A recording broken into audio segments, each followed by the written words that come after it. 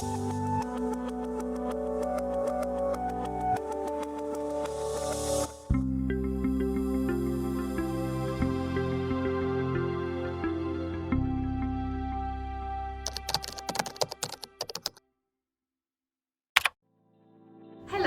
my name is Dr. Diaswati Mariasmo, National Research Manager for PID Nationwide.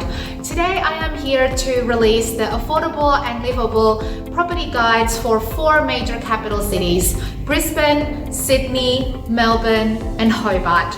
We have been doing these reports since 2014, and each year we are continuously improving the quality of the reports, and I'm very excited today to share with you some of the key findings from each of these capital city hotspots. Before we go on into the key findings within each of these capital cities' affordable and livable property guides, I'd like to take you through the methodology behind each report.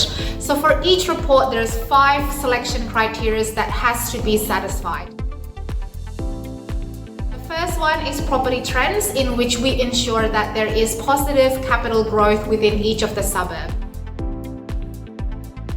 The second one is investment analysis. So we want to make sure that each of these suburbs have a higher rental yield than the nearby capital city or a lower vacancy rate than the nearby capital city. We want to ensure that these suburbs are affordable. What does that mean? It means that the percentage that we needed to add on top of the state average loan, for example, the Queensland state average loan, is less than the percentage that is needed to buy a property in Brisbane Metro. We ensure that there is a high level of project development in the area. We need to ensure this because a high level of infrastructure, commercial development will ensure that there is sustainable economic growth in the future, which means that it will also sustain the capital growth in terms of property in the future.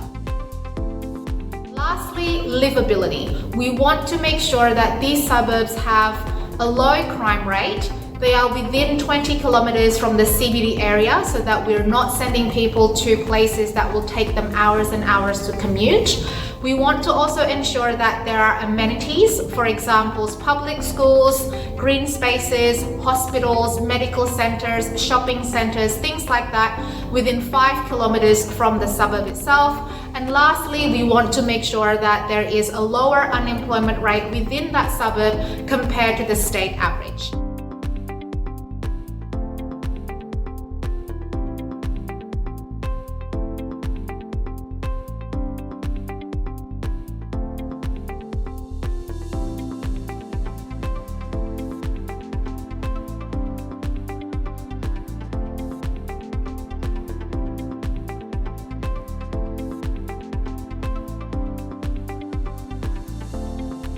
Overall, the PID Nationwide Affordable and Livable Guide for the first half of 2019 does show that there is more opportunities and more affordability for first home buyers that they can access in most capital cities, particularly Brisbane, Sydney and Melbourne. Less so in Hobart, but definitely in the first 3 capital cities.